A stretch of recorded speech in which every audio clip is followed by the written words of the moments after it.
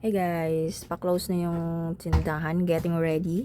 And chinek ko yung aking tala, ayan o, 12, ano na siya, 12 AM. So chinek ko yung aking tala, hanggang 8,000 lang yung ano natin. Shout out sa maduming kamay. So hanggang 8,000 yung approved natin kasi kinukuha ko kasi agad yung aking ano. Alam nyo ba na pwede kayong maka-earn ng 200 pesos kapag nag-share kayo ng referral nyo. So, thank you sa 1,328 na friends na nag-join. Ginamit yung aking referral. Ano po yan na letter O, number 2, I, U, 6, C. Akala ng iba kasi 0 yan eh, kaya nag-error. Akala naman nung ito, 1. So, big letter O and big letter I po yan.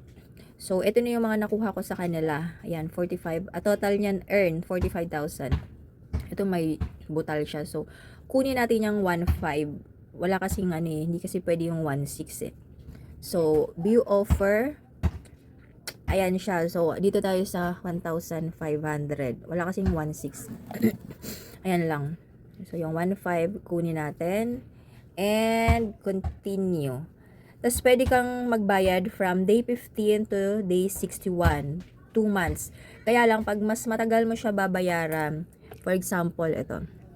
Yan o. Mas, tignan nyo to ha, habang ini-scroll ko tong, wait lang. Hirap kasi, sira kasi tong ano ng cellphone na to, kaya ganito ako mag-video. Tignan nyo habang itataas, igagalawin ko to, tumataas yung interest. So, ayan po yun, may one-time processing fee na 3.99%. Ayan o, tumataas yung tubo niya.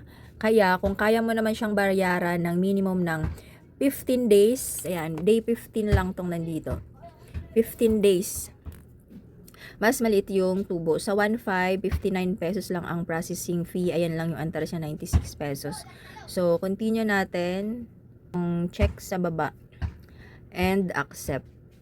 Tapos, pwedeng sa bank or sa e-wallet. Yung bangko ko kasi, yung online banking ko wala pa dyan eh. So, dito tayo sa e-wallet.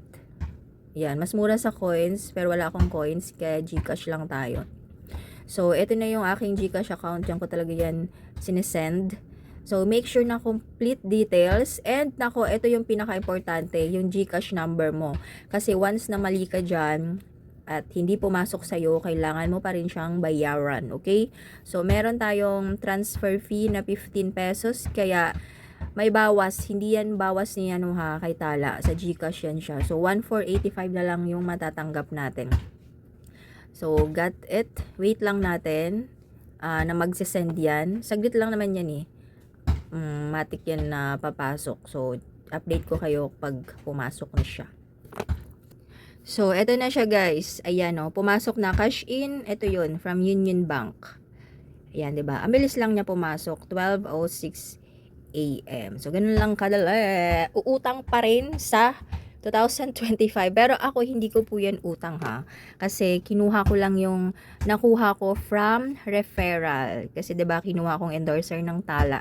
Ayan, hanggang ngayon may pumapasok sa akin. Kaya thank you so much, Tala.